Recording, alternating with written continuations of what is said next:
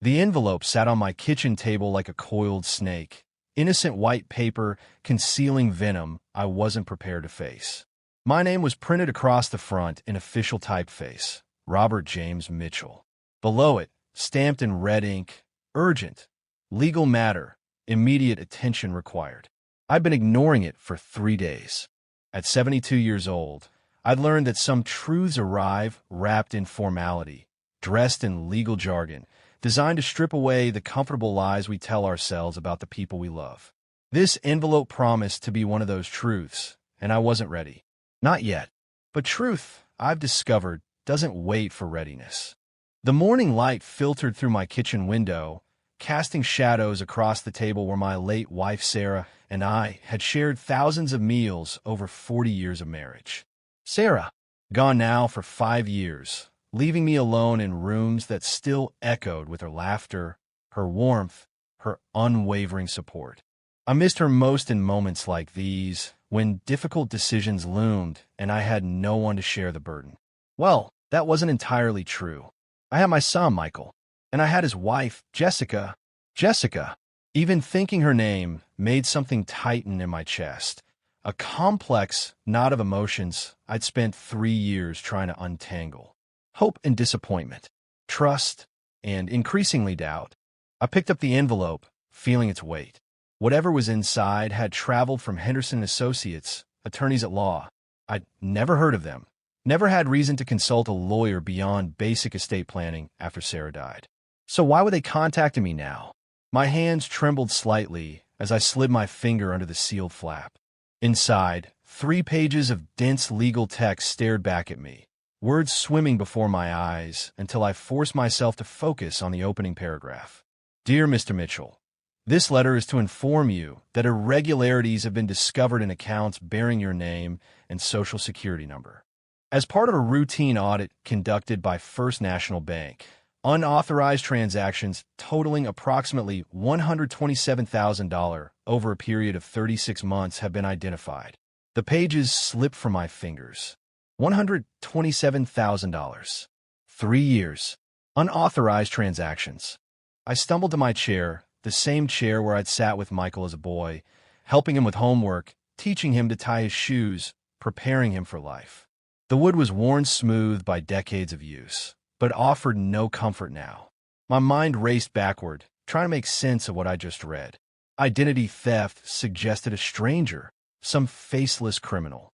But something in my gut, some instinct I'd been suppressing for months, whispered a different truth. Not a stranger. Someone close. Someone with access. I thought about the little things I'd noticed over the past 3 years. The small discrepancies in my bank statements that I'd attributed to my own aging memory. The new password on my online banking that I could have sworn I'd never changed. The occasional letter about increased credit limits I'd never requested. Each time, Jessica had been there, helpful and concerned, offering to straighten things out for me. She'd taken over managing my bills 6 months ago, insisting it was too much for someone my age to handle alone. I'd been grateful, relieved to pass the burden to someone younger. Had I been grateful, or had I been manipulated? The doorbell rang. Through the frosted glass, I could see a familiar silhouette, tall and perfectly put together. Jessica. My daughter-in-law had her own key, but lately she'd taken to ringing the bell first, a courtesy that now felt more like performance than genuine consideration. I gathered the papers from the floor and opened the door. Robert, I was just thinking about you, Jessica said, sweeping into my entryway. She wore expensive clothes, the kind that cost more than I'd spent in months. I brought you some pastries from that bakery downtown. I know how you forget to eat properly when you're alone. The casual condescension in that sentence would have slipped past me a year ago. Now, with the lawyer's letter burning in my hand, it landed differently. That's thoughtful, I said, my voice steadier than I felt. Actually, Jessica, I need to discuss something with you. Her smile didn't waver, but something flickered in her eyes. Of course. Let me just put these in the kitchen. She moved through my house with practiced ease, opening cabinets, making herself at home in a way that had once felt like family, but now felt like invasion. Jessica had entered our lives 4 years ago like a whirlwind. Michael had met her at a corporate conference where she'd been working as an event coordinator. Their courtship had been swift, their wedding planned in 6 months. I'd been thrilled that my son had found someone so vibrant, so sophisticated. Sarah had been more reserved in her enthusiasm before she got sick. "There's something off about her," she'd said one night. "The way she watches people, like she's calculating something." I dismissed her concerns.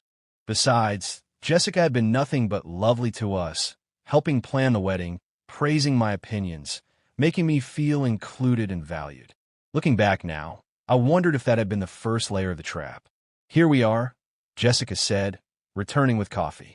"Now, what did you want to discuss?" I placed the lawyer's letter on the coffee table between us. Her eyes dropped to it, and for just a fraction of a second, her composure cracked. The smile froze. Her hand trembled slightly. Then the mask was back in place. "What's this?" she asked, her tone light. "I was hoping you could tell me," I said quietly. "It's from a law firm. They're informing me about irregularities in my accounts. Unauthorized transactions over the past 3 years, totaling over $100,000.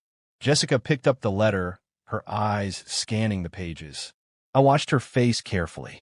Instead of surprise, I saw her jaw tighten. "This is terrible," she said finally. "Robert, you must be so upset. Identity theft is such a violation. We need to call the police immediately." "Is it identity theft, Jessica?" The question hung in the air between us. "What else would it be?" Her voice carried a slight edge now. "I've been thinking about that," I said, surprised by how calm I sounded. "Identity theft usually involves strangers. But these transactions happen on accounts you've been helping me manage. Accounts you have access to." "Robert," she set down her coffee cup sharply. "Are you actually accusing me of stealing from you?" "I'm asking you to explain." "I don't have to explain anything." She stood abruptly. "I can't believe you would even suggest such a thing. After everything I've done for you, all the time I've spent helping you because you couldn't handle things yourself. I never asked you to take over my accounts," I said, still seated, still calm. "You offered. Insisted, actually, because you were struggling. Michael and I were worried about you. The bills you forgot to pay, the confusion about your statements. We were trying to protect you." Her words were designed to make me doubt myself, to resurrect the narrative she'd been carefully constructing. The narrative of a declining elderly man who needed protection from his own incompetence. But the lawyer's letter had shattered that narrative. "The letter lists specific transactions," I said. "Transfers to accounts I don't recognize.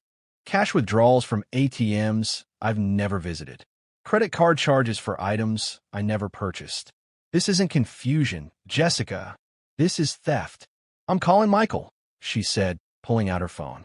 "He needs to hear what you're accusing me of." "Go ahead," I replied. "I'd like him to hear this too." She paused, uncertainty crossing her face. Then she was dialing, putting the phone on speaker. "Hey, babe." Michael's voice filled my living room. "What's up?" "Michael, you need to come to your father's house right now," Jessica said, her voice breaking slightly. "He's accusing me of stealing from him." Silence. "Then what?" "He received some letter about account irregularities, and he's decided that I'm responsible. After everything I've done to help him, this is how he repays me." "Dad." Michael's voice was uncertain. "What's going on?" "Come over," I said simply. "Bring whatever financial records you have access to. We need to have a family conversation." I hung up before either could respond. Jessica stared at me, trying to figure out her next move. "You're going to regret this," she said softly. "Michael will never believe you over me. You're a lonely old man who can't accept that his son has moved on. This is just a pathetic attempt to drive a wedge between us." "Perhaps," I said, "but the bank won't believe you, and neither will the police when I file a report." Her face paled. Fear. She'd underestimated me. The quiet widower who let others take charge, who was grateful for any help, who never made waves. But that widower had been born from grief and loneliness, not from weakness. Michael arrived 30 minutes later, his face drawn with worry. My son had his mother's honest eyes and steady presence. "Dad," he said, pulling me into a hug. "What's happening?" I handed him the lawyer's letter without a word. Watched his face as he read. "This has to be a mistake," he said finally. Some kind of identity theft. We'll get it sorted out. That's what I said, Jessica interjected. But your father seems convinced that I'm somehow responsible. I'm not convinced of anything yet, I said carefully. I'm simply following the evidence. Jessica has had access to my accounts for 3 years. These unauthorized transactions occurred during that same period. Access doesn't mean guilt, Michael said, but I could hear the uncertainty creeping into his voice. Dad, Jessica has been helping you. She wouldn't she? I interrupted gently. Michael, when was the last time you actually looked at my financial statements? He opened his mouth, then closed it. Jessica handles all of that. Exactly. She's been the only one looking at them. The only one with access. This is ridiculous, Jessica said. Michael, you can't seriously be considering this. Your father is clearly experiencing cognitive decline. I understand perfectly well, I said sharply. $127,000 doesn't disappear through confusion. That's deliberate, systematic theft. Michael sank onto the couch. I need to see the detailed records, the specific transactions. If there's been fraud, we need to document everything. No. Jessica's response was sharp, revealing. I mean, that seems premature. Maybe there's an explanation. What explanation? I asked. She turned to Michael, eyes pleading. Baby, you know how confused your father has been lately. Remember when he forgot about giving me permission to use his credit card? I remember you telling me those things, Michael said slowly. But I don't remember Dad actually saying them himself. The silence was deafening. I could see Jessica realizing her mistake. Are you seriously doubting me right now? She asked, tears forming with impressive speed. After 4 years of marriage, you're going to believe your father's confused accusations over me? I'm not believing anything yet, Michael said, steel in his voice. I'm suggesting we look at the evidence before making conclusions. Fine, Jessica Spot. Let's look at the evidence. And when we prove this is all a misunderstanding, I expect an apology. From both of you. She stormed out, slamming the door. Michael and I sat in the aftermath. Dad, he said finally, tell me the truth. Do you really think Jessica stole from you? I looked at my son. I think we need to look at the evidence objectively. And I think you need to prepare yourself for what we might find. He nodded slowly. I'll call the law firm tomorrow. There's something else, I said, pulling out a folder. I've been going through my old statements. I found some interesting patterns. I spread papers across the coffee table, pointing to entries I'd highlighted. Small withdrawals that had started 18 months into their marriage. Cash withdrawals that gradually increased. Transfers to vague accounts I'd never questioned. This one, I said. Jessica told me this was for a charity donation in your mother's memory. Do you remember any discussion about that? Michael studied it. No, but that doesn't mean. And this one, $3,000 for home repairs I'd authorized. But I never made any repairs that year. How can you be sure? Because I keep records, Michael. I always have. Your mother taught me that. Every repair, every expense, documented and filed. I may be older, but I'm not incompetent. I pulled out another folder filled with receipts organized by date. This is everything I actually spent money on that year. No home repairs. No major purchases. Michael flipped through the papers, his hand shaking. I watched him connect the dots. There's more, I said quietly. I led him to my bedroom, to the small safe Sarah and I had installed years ago. Inside, I pulled out an envelope I'd been adding to over the past 6 months. I started keeping a journal, I said, after I noticed concerning patterns in Jessica's behavior. Things she said that didn't add up. Times when she insisted on handling things herself. Michael opened the journal, reading entries in my handwriting. Months of documented concerns, specific dates and conversations, patterns of manipulation I'd finally started to recognize. One entry stood out. Jessica insisted I sign new banking documents today. Said they were standard forms. But when I asked to review them first, she became agitated, said it was insulting that I didn't trust her. She made me feel guilty. Michael wasn't present, though she later told him I'd been confused. I signed them, feeling pressured. Now I wonder what I actually signed. Dad, Michael's voice was barely a whisper. Why didn't you tell me? Because I wasn't sure, I admitted. Because I was afraid you wouldn't believe me. Afraid of losing you if I made you choose. He pulled me into a hug, trembling. You could never lose me. Jessica has been very careful, I said. Every doubt she planted about my memory was designed to make sure no one would believe me if I questioned her. We need to call the police, he said. Not yet. I interrupted. The law firm is conducting a full audit. I want complete documentation before we involve law enforcement. When will it be complete? 2 weeks. They're bringing in a forensic accountant to trace every transaction, verify every signature. What do we do until then? We wait. We watch. And we don't let Jessica know we're investigating. I can't go home, Michael said. I can't pretend everything's normal. Then stay here. Tell her you need time to think. He looked around. I should have seen it. Should have protected you. You can't protect someone from what you don't know to look for, I said gently. Jessica is very good at what she does. What do you mean? While waiting for the audit, I did some research. Jessica's employment history has interesting gaps. Her references are vague, and there are concerning posts on social media from people who seem to have known her in previous cities. Warnings about a woman who preys on families with elderly members. Michael's face went pale. You hired an investigator? I hired a researcher. The report arrived yesterday. I pulled out another folder. Your wife isn't who she claims to be. Her real name is Jessica Ann Thornton, though she's used variations. She's been married 3 times before you. Each marriage involved an elderly family member who mysteriously lost substantial money. He took the folder with shaking hands, flipping through documentation. Marriage certificates, divorce decrees, police reports that never quite resulted in charges. A pattern spanning more than a decade. She's done this before, Michael said hollowly. She's been doing this to others while doing it to you. Yes, and she would have continued if that law firm hadn't caught the irregularities. The bank flags accounts when certain patterns emerge. They've been investigating for 6 months. Michael sank onto my bed. What do I do? You survive it, I said. You learn from it. You help me make sure she can't do this to anyone else. The next 2 weeks were the longest of my life.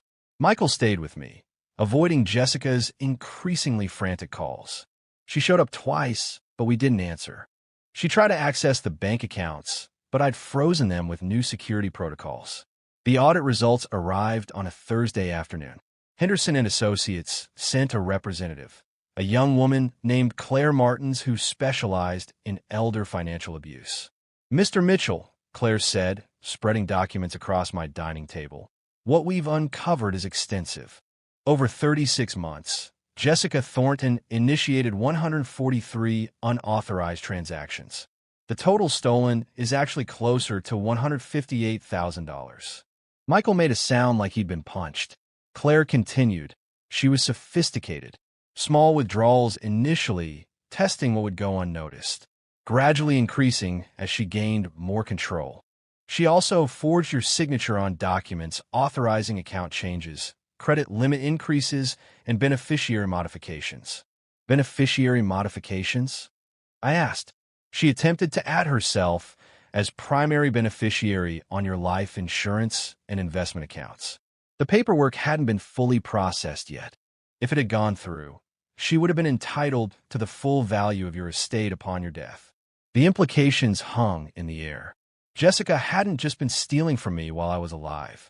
She'd been positioning herself to take everything after I was dead. What are our options? Michael asked. Criminal prosecution for fraud, forgery, and elder financial abuse. Civil action to recover stolen funds. And we can work with law enforcement to determine if there are other victims. I want to press charges, I said firmly. Full prosecution. Claire nodded. I'll coordinate with the district attorney's office. With this documentation, they'll be very interested.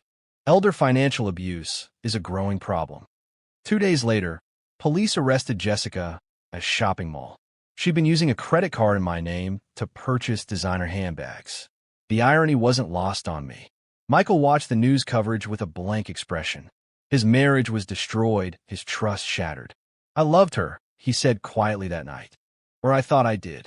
Some of it probably was real, I said. People like Jessica aren't purely evil. They're broken in ways that let them justify terrible things. The trial took 6 months. Jessica's lawyer tried to argue mental health issues, tried to paint me as vindictive. But the forensic evidence was overwhelming. Her lawyer eventually advised a plea deal. Jessica was sentenced to 8 years in prison for multiple counts of fraud, forgery, and elder financial abuse. She was ordered to repay every cent, though I knew I'd never see most of it. The day of sentencing, I attended with Michael. Jessica was brought in wearing orange, her hair unstyled, face bare. She looked smaller somehow. When given the chance to speak, she looked at me. "I'm sorry," she said. And for a moment, I almost believed her. "I never wanted to hurt you specifically. You were just convenient. I told myself you wouldn't miss it, that you had more than enough.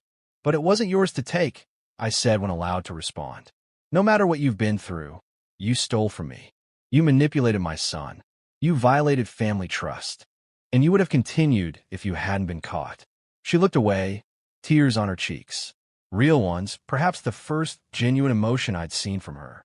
"I hope you find whatever you're looking for," I continued. "I hope you get help for whatever is broken inside you. But mostly, I hope you understand that there are consequences." After sentencing, Michael and I walked out into brilliant sunshine. "What now?" he asked. "Now we rebuild," I said. "You move forward with your life, wiser and more careful. I continue enjoying my independence. We have Sunday dinners, and remember that family is about trust and respect and genuine love." That was 3 years ago. Michael has since rebuilt his life, found love again with a woman named Lisa who teaches elementary school. They married last year in a small ceremony in my backyard, and I cried happy tears. Jessica serves her sentence in a minimum security facility. Michael doesn't visit, but I've gone twice. Not to forgive, but to understand. She's different now, more honest about who she is. Therapy has helped her confront traumas I never knew about, patterns learned in childhood. It doesn't excuse what she did, but it helps explain it. "I'm truly sorry," she told me during my last visit. "I know that doesn't change anything, but I want you to know that I see clearly now what I was too broken to see before." I accepted her apology without offering forgiveness. Some wounds are too deep, some betrayals too fundamental. But I left feeling lighter, freed from anger that had bound me to her crimes. My stolen money is mostly gone. The restitution payments don't amount to much. But I've learned something valuable. Money is replaceable. Time is not. Trust is not. Family is not. I'm 75 now, living independently in the same house where Sarah and I built our life. My accounts have new security measures, and I've learned to be more cautious. But I haven't become bitter. I still invite neighbors over, still volunteer at the community center, still believe most people are good. Jessica was an exception, not the rule. Michael stops by every Sunday for dinner, often with Lisa and their new baby, my first grandchild, a beautiful boy named James after me. As I hold my grandson, I think about the legacy I want to leave him, not bitterness or fear, but strength and resilience. The knowledge that even when betrayed, you can survive. You can fight back. You can rebuild. And most importantly, you can choose not to let it destroy your capacity for trust and love. That is the real victory, not the prison sentence or recovered funds or legal vindication. The real victory is that Jessica took my money, but she didn't take my spirit. She manipulated my family, but she didn't destroy it. She tried to make me a victim, but I refused to stay one. I look at the lawyer's letter sometimes, the one that started this journey. That envelope that sat on my table for 3 days while I gathered courage.